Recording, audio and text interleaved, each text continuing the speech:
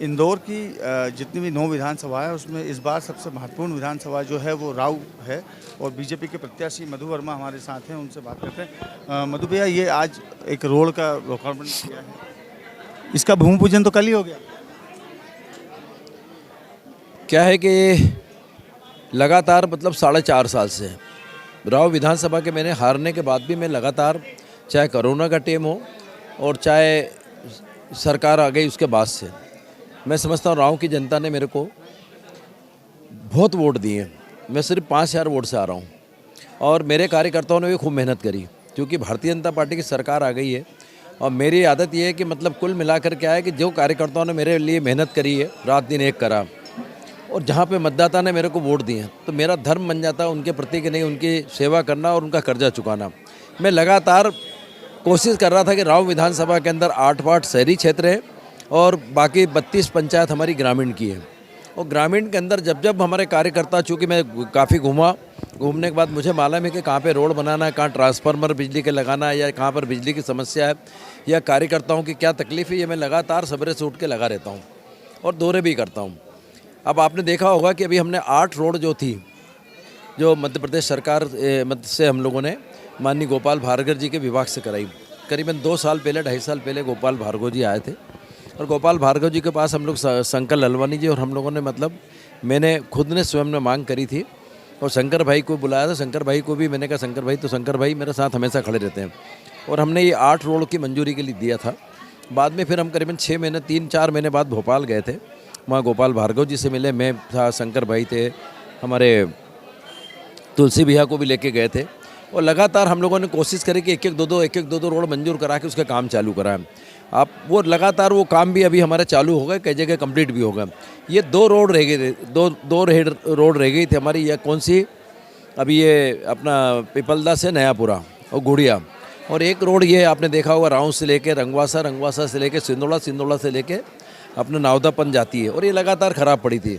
हम लोगों ने इस रोड के लिए माननीय गोपाल भार्गव जी से निवेदन किया। दोनों रोड हमारी मंजूर भी हो गई, स्वीकृत भी हो गई, टेंडर भी हो गए। टेंडर होने के बाद हम लोगों ने, शंकर भाई और हम लोगों ने चर्चा करी कि इसका विधिवत भूमि पूजन करेंगे, क्योंकि हमने मंजूर कराई, शासन हमारा, तो हमने उसके आज के दिन भूमि पूजन का तय किया। विधायक जी को ये लगा कि रोडें तो मंजूर हो गई, चुनाव आ गए, तो उन्होंने कल ताबड़तोड़ में यहाँ उसका भूमि पूजन कर दिया। ऐसे ही पिपलदा का भी उन्होंने कर दिया था वहाँ भूमि पूजन। आज विधिवत हमने, प्रशासनिक अधिकारी भी थे, PWD के ठेकेदार भी था और बाकायदा हम लोगों ने उसका विधिवत भूमि पूजन किया। कितने करोड़ की योजना? ये करीबन 8 करोड़ की ये रोड है और वो करीबन 5 करोड़ की वो जो पिपलदा की। ये आपने देखा होगा, एक रोड हमने अपना ये हवा बंगला से लेके राव तक की रोड, ये भी जब माननीय मुख्यमंत्री जैसे बने थे उस समय हमने इस रोड, ये मंत्री जी हटे थे और हमने उस समय उसकी मांग करी थी और वहाँ पर अपन टिंचिंग ग्राउंड पे आए थे। वह 3-4 चीज़ें मतलब मैंने माननीय मुख्यमंत्री जी का ध्यान दिलाया। मैंने कहा, साहब अब आपको कहीं ना कहीं मेरी मदद करना पड़ेगी। तो उन्होंने कहा, मधु भैया आप चिंता नहीं करें, आप जो बोलोगे वो होगा। उस समय हमने 3-4 मांग करी थी। एक तो राव की स्कीम को मुक्त कराने के लिए कौन सी, 165 नंबर, और एक हमने ये रोड के लिए भी मांग करी थी कौन सी, और एक नर्मदा के पानी के लिए भी मांग करी थी। जो 17 गाँव हमारे उधर आते हैं, किस तरफ, पिपलदा है, दूधिया है, बढ़िया है, बिहाड़िया है, जामनिया है, ये सारे असरावद है। इनके लिए हमने क्या, नर्मदा का पानी हमको भी यहाँ पे जो नर्मदा सिपरा जो लाइन उससे दिया जाए। तो उस समय हमने एक पत्र दिया था, तो उसके अंदर उन्होंने कहा कि अभी सावेर के अंदर जो तुलसी भैया का एक बड़ा प्रोजेक्ट जो अभी आपने देखा होगा उसका भूमि पूजन हुआ, तो उससे मिल जाएगा। तो अभी इसके अंदर उन्होंने माननीय मुख्यमंत्री जी, तो भैया इसमें एक मैं इसलिए बताना चाहता हूँ, 3 मांग करी थी। वो रोड भी आपके सामने बन गई। कौन सी, आप उसके डिटेल्स निकाल लेना कि माननीय वो 15 महीने के 15-17 महीने 18 महीने मंत्री जी थे। मंत्री जी उस समय करा सकते थे।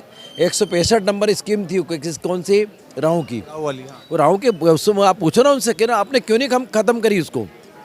आप अपनी मंत्रिमंडल के अंदर रह करके आप कम से कम, आप पहले चिंता तो किसके बजाय घूमने का अपनी विधानसभा की करना चाहिए। आज उनसे भी बात हुई, उन्होंने ये कहा है कि ये लोकतांत्रिक तरीका नहीं है, क्षेत्रीय विधायक को नहीं बुलाया। नहीं, देखिए मैं इसलिए बता रहा हूँ, उनको बुलाने का सवाल उठता है कि जब माननीय मालिनी महापौर थी, मालिनी गौड़ जी महापौर थी, तो इन्होंने क्या करा था कि आज़ाद नगर के अंदर अपना क्या नाम है उसके, वहाँ अपना राजू, अपना क्या बोलते हैं, ये दिग्विजय सिंह के लड़के हैं ना, क्या नाम उनका, जयवर्धन जी के माध्यम से उन्होंने बसें भी वहाँ से उसका लोकार्पण किया था, कुछ भूमि पूजन किया। तो आज़ाद नगर में अपने शेख अलीम के घर पे किया था जा करके।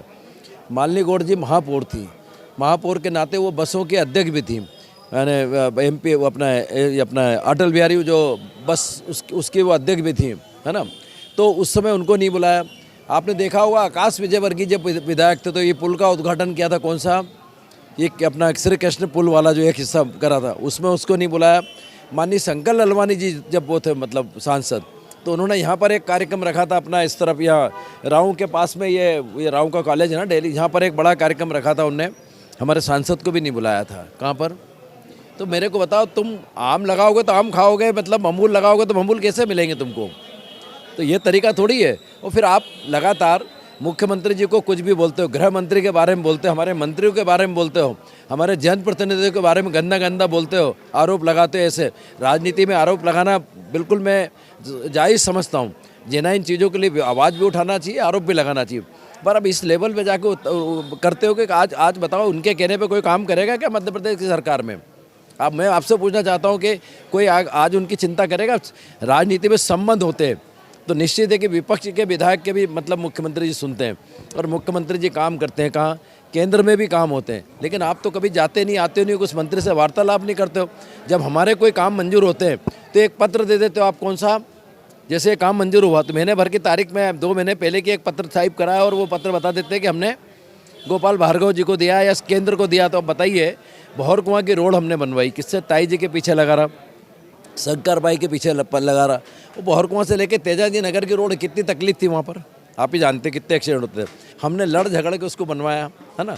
वो बनाने के बाद हमने वहाँ पर भी उनको नहीं बुलाया, ठीक, मुख्यमंत्री आए थे, लेकिन कुल मिला करके उन्होंने भी एक पत्र उस समय डाला कि ये पत्र मैंने लिखा था, किसको?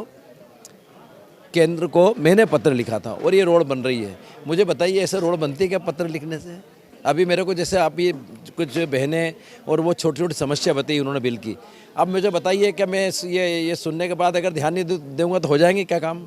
मैंने उनको समय सीमा दी है कि मैं कलेक्टर भी जाऊंगा आपके साथ, MP से वालों से बात करूंगा, विदिन 4-6 दिन में उसका हल निकालूंगा। दुनिया के अंदर ऐसे बहुत सारे काम हैं जो तुरंत हो जाते हैं, कुछ काम में दिक्कत आती है, कुछ काम में देरी लगती है, लेकिन अगर जनप्रतिनिधि प्रयास करे तो निश्चित काम होते हैं। और मैं तो बता रहा हूँ आपको कि इंदौर शहर के अंदर भी मैंने जितने विकास के काम किए, आप मेरी गाथा पूरा शहर जानता है इस चीज़ को जो मैंने काम किए।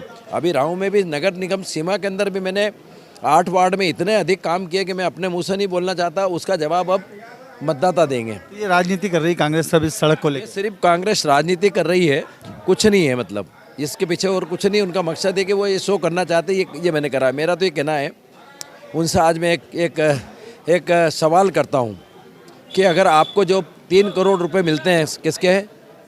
मध्य प्रदेश सरकार से जो विकास के लिए, आप तो एक काम करो कि 10 साल के अंदर आपने जो जितने पैसे मिले 60 करोड़ रुपए, आप पब्लिक से लिए करो कि मैंने यहाँ पे रोड बनाई, यहाँ पर मैंने ये करा, उसको करो ना। आप जनप्रतिनिधि हो तो या आप उनसे सवाल करें आप कि उन्होंने कहाँ पैसा लगाया, तो पब्लिक को मालूम पड़ेगी वो पैसा कहाँ लगाया। जनप्रतिनिधि होने के नाते ये करना चाहिए ना। हम लोग भी तो ये जो काम कर रहे हैं, भले विपक्ष में हार गए, ये कर रहे हैं ना, काम दिख रहा है ना ये। और हमारा तो पत्र चिट्ठी सारी चीज़ें, कोई ऐसा थोड़ी कि हम हवा में से कोई ने कर दिया और आकर यहाँ पे खड़े हो गए। और आज अगर हम अगर ये विकास नहीं करते तो आज वहाँ पर भी जाओ पिपलदा में, तो कम से कम 2000 से 3000 पब्लिक थी। यहाँ पर भी इतने लोग आते हैं निकल के, तो इसलिए आते हैं कि जनप्रतिनिधि काम करता है। नहीं तो जनप्रतिनिधि काम नहीं करता तो कोई निकल के आता है कि? आप बताइए। तो ये थे मधु वर्मा जो बीजेपी के प्रत्याशी हैं। उनका ऐसा कहना है कि ये जो सड़क निर्माण है ये मेरा 2.5 सालों का मेरा प्रयास है, जिसके कारण आज इसका भूमि पूजन हुआ है। और एक बात और उन्होंने खास कही है कि अगर आप बमूल बोओ तो कांटे ही मिलेंगे और आम बोओ तो आम मिलेंगे। धर्मेंद्र कुमार शर्मा, MP तक, इंदौर।